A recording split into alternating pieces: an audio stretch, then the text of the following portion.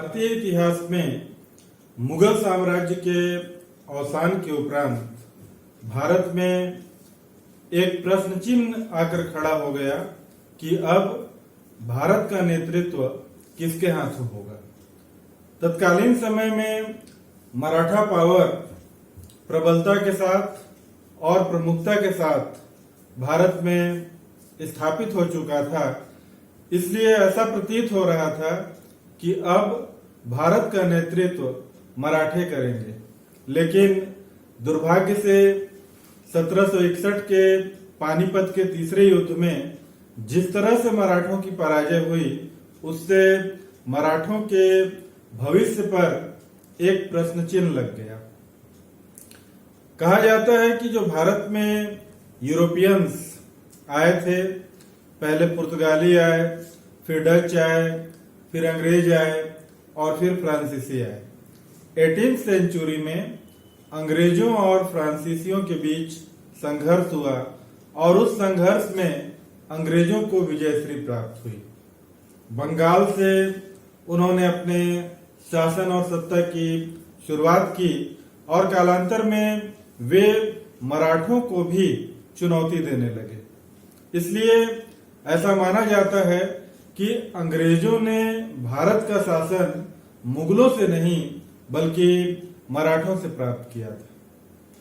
औरंगजेब के अवसान अर्थात 1707 के बाद बहादुर शाह उर्फ मुअज्जम से लेकर बहादुर शाह जफर तक तकरीबन दर्जन भर उत्तरवर्ती मुगल शासकों के शासन में मुगल साम्राज्य तेजी से पतन की ओर गया और शीघ्र ही उनके डाउनफॉल के आरंभ से ही उनका स्थान मराठों ने ले लिया। अंग्रेज भारत में अपनी शक्ति का विस्तार कर रहे थे, लेकिन उसके पहले भारत के भाग्य विधाता मराठा बन चुके थे। उनका प्रत्यक्ष शासन पूरे भारत में तो नहीं था, लेकिन संपूर्ण भारत को उन्होंने आतंकित अवश्य कर दिया था। वे पारस्परिक रूप से पूरे भारत से चौथ और सरदेश मुखी नामक टैक्स वसूला करते थे। गुजरात से लेकर बंगाल तक और पंजाब से लेकर कुमारी अंतरीप तक उनका प्रभाव था और खुद तत्कालीन समय में मुगल बादशाह उनका पेंशनर बनकर रह गया था। राजस्थान, अवध, बंगाल, हैदराबाद, कर्नाटक, मैसूर से वे टैक्स वसूलते थे। वहीं दूसरी ओर गुजरात, मालवा, बुंदेलखंड और महाराष्ट्र उनके प्रत्यक्ष अधिकार में था। यानी कुल मिलाकर मुगलों के पतन के दौर में मराठों ने भारत में अपने आप को एक सर्वश्रेष्ठ शक्ति के रूप में स्थापित करने का कार्य किया था। लेकिन जब उनका मुकाबला अंग्रेजी शक्ति के साथ हुआ तो ऐसा प्रतीत हुआ कि अंग्रेजों के प्रथम प्रहार से ही मराठा शक्ति लड़खड़ा गई। वॉरेन हेस्टिंग्स के समय में उनकी दुर्बलता हमें 1775 में स्पष्ट रूप से दिखलाई पड़ने लगी और जब सेकेंड एंग्लो मराठा वार लॉर्ड वेलेजली के शासनकाल में हुआ, तदनंतर तृतीय एंग्लो मराठा युद्ध लॉर्ड हेस्टिंग्स के शासनकाल में हुआ। इन तीन आंग्ल मराठा संघर्ष में हम ऐसा पाते हैं कि मराठा संघ चूर चूर हो गया और उन्होंने एक एक करके अंग्रेजों की अधीनता को स्वीकार कर लिया और कालांतर में ये मराठे अंग्रेजों का विरोध करने का साहस तक नहीं जुटा पाए। इनकी राज्य की सीमाएं सीमित हो गईं और इनके राज्य में अंग्रेजी सेनाएं नियुक्त हो गई, क्योंकि उन्हें सहायक संधि की शर्तों पर हस्ताक्षर करने के लिए बाध्य किया गया। उनके राज्य की राजधानी में अंग्रेज रेजिडेंट अब रहने लगे तथा आंतरिक और विदेश नीति अब मराठों की अंग्रेजों के हाथों में आ गई। पेशवा का पद, पेशवा का राज्य अब समाप्त हो गया। बाजीराव द्वितीय को पेंशनर बना दिया गया और उसे कानपुर के निकट बिठूर में भेज दिया गया। वस्तुतः भारतीय समाज की जो दुर्बलताएं थीं वह भी इस समय उभर कर सामने आई। मराठा साम्राज्य की प्रतिक्रियावादी प्रवृत्तियां के विरुद्ध जो अंग्रेजों की तर्कपूर्ण और वैज्ञानिक बुद्धि थी वह उनके विजय का कारण बनी। वहीं दूसरी ओर नवीन शैली की कमी हम मराठों में पाते हैं। उनका आंतरिक संघर्ष या उनमें विलासिता का आ जाना ये उनके पतन का कारण बना। इतिहासकार डॉक्टर ताराचंद ऐसा मानते हैं कि 1761 के पानीपत के तृतीय युद्ध के पहले ही ऐसे अनेक कारण मराठों के पतन के उपस्थित हो गए थे जो कालांतर में उभर कर सामने आए। जबकि इतिहासकार जे.एन. सरकार ऐसा मानते हैं कि पानीपत का तीसरा युद्ध मराठों के पतन का कारण बना। जबकि इतिहासकार जी.एस. सरदेसाई का यह कहना है कि पेशवा माधवराव प्रथम के मृत्यु के बाद मराठे पतन की ओर अग्रसर हुए। आइए हम लोग चर्चा करते हैं कि मराठा साम्राज्य का पतन मुख्यतः किन किन कारणों से हुआ और वे अंग्रेजों की अपेक्षा कमजोर क्यों पड़ते चले गए। सबसे पहला ध्यान हमारा यह जाता है कि जो मराठे आरंभ में प्रबलता के साथ, प्रमुखता के साथ भारत पर अपना प्रभाव जमा रहे थे, उनमें अब यानी जब हम 18th सेंचुरी के अंतिम में और 19th सेंचुरी के आरंभ की बात करते हैं तो हमें पाते हैं कि मराठों में एकता का अभाव स्पष्ट रूप से दिखलाई देने लगा था। वास्तव में मराठों का जो संघ था वह कमजोर पड़ने लगा था और माधवराव प्रथम के मृत्यु के बाद इनका जो यूनियन था वह छिन्न भिन्न होने लगा था। पेशवा का हेडक्वार्टर पूना था, वे वहां रहते थे, लेकिन इससे इतर मराठा सरदारों में सिंधिया, होलकर, गायकवाड़, भोसले अब ये लोग स्वतंत्र रूप से आचरण करने लगे थे, व्यवहार करने लगे थे और कुछ मायने में वे आपसी संघर्ष भी करने लगे थे। इसके अलावा दौलत राव सिंधिया तथा जसवंत राव होलकर की प्रतिद्वंदिता किसी से छिपी नहीं थी। गायकवाड़ ने अंग्रेजों के साथ हाथ मिला लिया था, जबकि वह इन आंग्ल मराठा संघर्ष में अपने आप को तटस्थ कर लिया था और नागपुर के भोसले ने किसी के साथ मिलकर कार्य नहीं किया और जो पूना का दरबार था उसके झगड़े का सबसे बड़ा लाभ अगर किसी ने उठाया तो वे अंग्रेज थे। जब होलकर और पेशवा के बीच संघर्ष की स्थिति निर्मित हुई उसका लाभ भी अंग्रेजों ने उठाया और उन्होंने पेशवा बाजीराव द्वितीय के साथ सन 1802 में बसीन की संधि कर ली।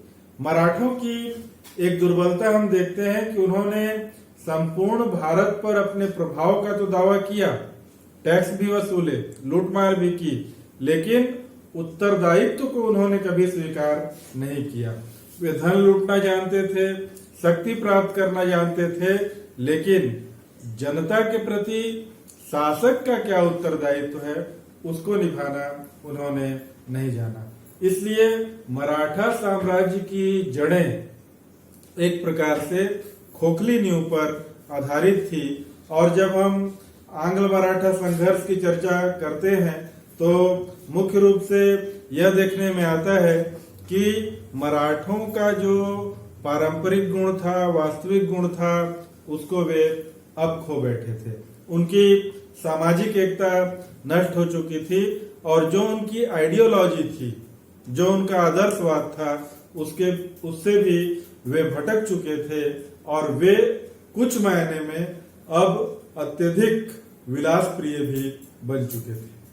मराठों में दूसरा महत्वपूर्ण कारण उनके पराजय का हमेशा पाते हैं कि उनमें राजनीतिक दूरदर्शिता का भी अभाव देखने को मिला।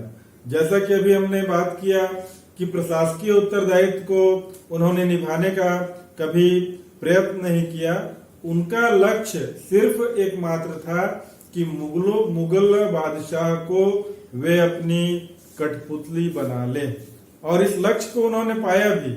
और तत्कालीन समय में जिस तरह पठान, तुर्क, जाट, भारतीय मुसलमान, विदेशी मुसलमान का गुट था, वैसा ही एक गुट मराठों का गुट बना, और भविष्य में ये किसी दूसरे वर्ग का समर्थन प्राप्त नहीं कर सके। आप लोगों को याद होगा कि जब पानीपत का तीसरा युद्ध हुआ, उस समय राजपूत और जाट हिंदू होने के बावजूद मराठों के समर्थन में आकर खड़े नहीं हुए, जबकि मुसलमानों ने इस्लाम खतरे में है कहकर अवध के नवाब शुजाउद्दौला सहित अन्य लोगों को अपने पक्ष में करने का कार्य किया था।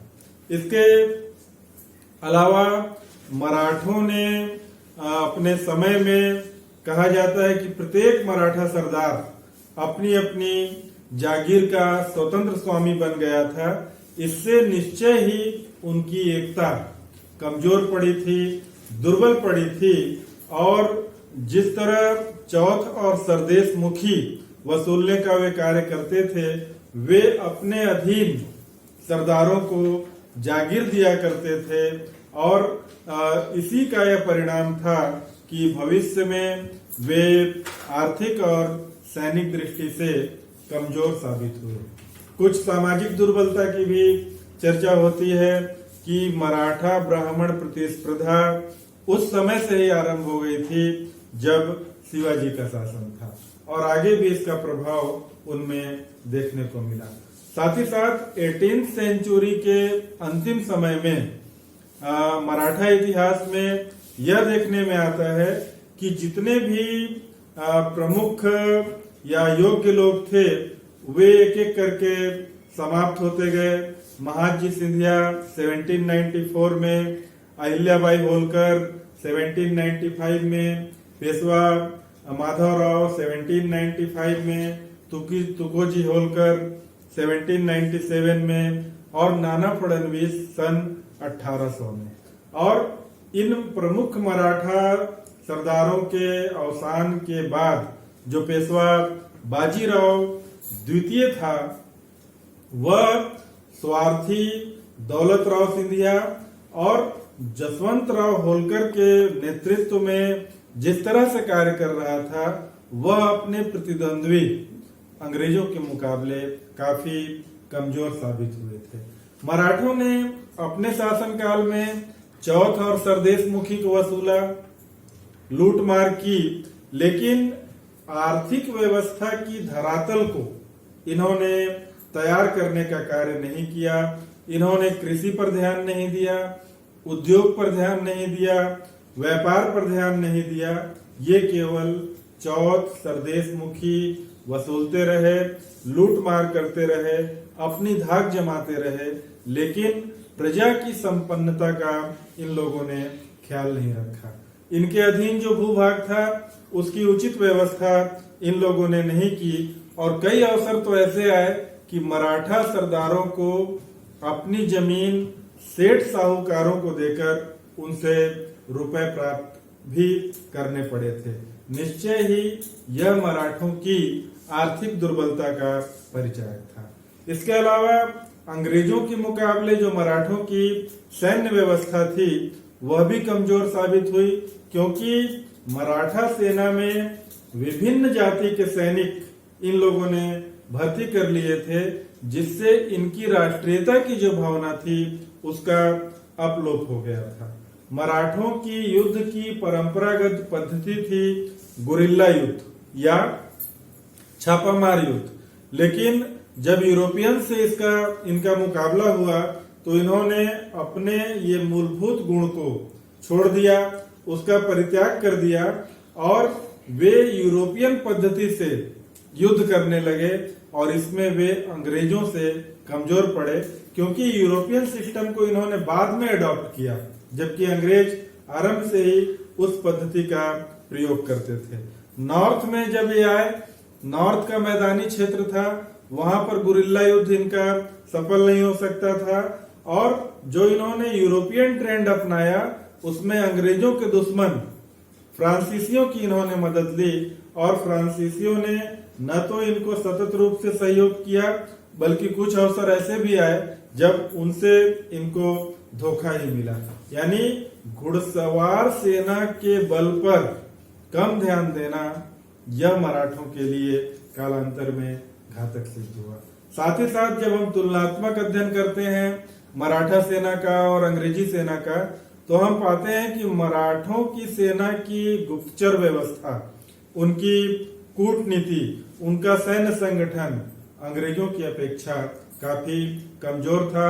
अंग्रेज कूटनीति में माहिर थे, उनकी गुप्तचर व्यवस्था अच्छी थी, उनके सैनिकों के पास साजो सामान अच्छे थे, वे आधुनिक अस्त्र शस्त्र का प्रयोग कर रहे थे, जबकि मराठे अभी भी तीर और भाले का प्रयोग कर रहे थे। इस तरह हम ये पाते हैं कि अंग्रेजों के विरुद्ध जब मैदान में मराठे आकर खड़े हुए, उनसे संघर्ष किया, लड़ाई किए, उस समय मराठा शक्ति का स्रोत पूरी तरह से सूख गया था, और हमें कह सकते हैं कि टकराव के पहले ही मराठा शक्ति अब शिथिल दिखलाई पड़ने लगी थी, और ऐसा आकलन किया जा रहा था कि मराठों की अंग्रेजों के विरुद्ध पराजय अब निश्चित है। इस तरह मराठा शक्ति स्नेह स्नेह डाउनफॉल की ओर गई, और लॉर्ड हेस्टिंग्स के शासनकाल में वास्तविक रूप से उनका पतन हो गया। बाजीराव द्वितीय के दत्तक पुत्र नाना साहब थे, जिन्होंने अंग्रेजों से बाजीराव द्वितीय के निधन के उपरांत पेंशन की मांग की, और जब उनको पेंशन नहीं दिया गया तब उन्होंने सन 57 की क्रांति में हिस्सा लिया। इस दरमियान वे नेपाल निर्वासित हो गए, और इसके बाद उनका क्या हुआ इसके बारे में आज तक हमें कोई जानकारी प्राप्त नहीं होती। इस तरह मराठा शक्ति जो एक पावरफुल शक्ति के रूप में मुगल साम्राज्य के अवसान के उपरांत खड़ी हुई थी, वह अंग्रेजों के सामने टिक नहीं पाई और इसका पराभव हो गया। Thank you.